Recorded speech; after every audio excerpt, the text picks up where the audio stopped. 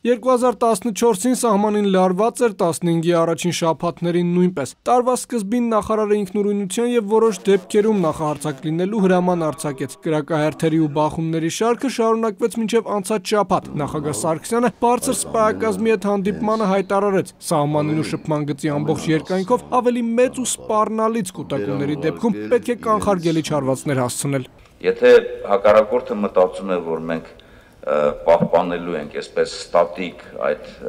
նաև տարածքային առումով կարմիր գիծը մեր պաշտպանվածությունը այսպես հանուն հրադադարի,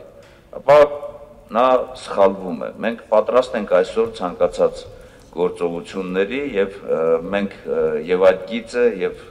շփման գիծը եւ նաև հակառակորդի տարածքը անհրաժեշտության դեպքում հենց մոտակա խորության մեջ կարող ենք վերածել այսպես մի թեժ կետի, որից ինքն էլ գլուխ չի հանի։ Նախարար Օհանյանը վստահեցրեց, որ հայկական զինուժը պահպանում է խաղաղությունը, հակառակորդին էլ կպարտադրի չխախտել հրադադարը։ Նախարարի խոսքով, վերջին ակտիվությունը կարող է պայմանավորված լինել հայոց ցեղասպանության 100-րդ տարելիցով։ Մյուս կողմից, հակառակորդն անհանգիստ է սահմանին, որովհետև Ադրբեջանի հասարակության ուշադրությունը շեղելու խնդիր կա։ Հակառակորդի կողմից լարվածության ավելացումը ունի մի քանի նպատակ եւ ներքաղաքական եւ նաեւ արտաքին նպատակներ։ Ներքաղաքականը այն բոլոր երևույթները, որ այսօր տեղի են ունենում, թե տնտեսական ոլորտում եւ թե նաեւ խոսքի ազատության, մարդու իրավունքների, ազգային փոքրամասնությունների հետ վերաբերմունքի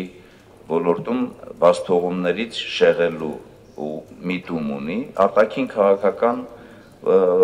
նպատակներում ուրեմն ազդել է բանակցային ողջ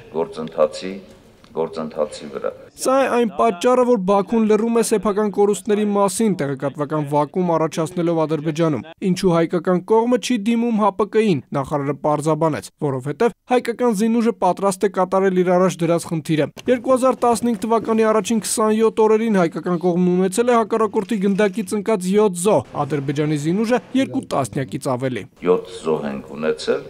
եւ դրա պատասխանը բազմապատիկ անգամ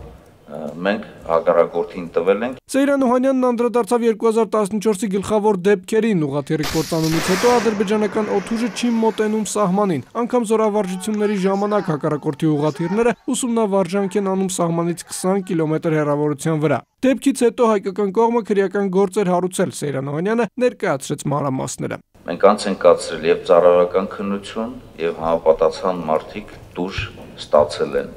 պաշտոններից ազատումներ են եղել։ 2015-ը հայկական զինված ուժերում հայտարարված է մարտական կարողությունների զարգացման տարի։ Նախարարը հիշեցրեց կարգախոսը, պատմաբանները ներկայացրին իրենց նոր հրատարակությունը 5 հատոր հայոց պատերազմների ու ռազմարվեստի մասին։ Հեղինակները ծրագրում են հատորները հասցնել 40-ի, բոլոր մանրամասներով։ Դավիթ Դավթյան, Խաչատուր Եսայան, ժամը լրատվական։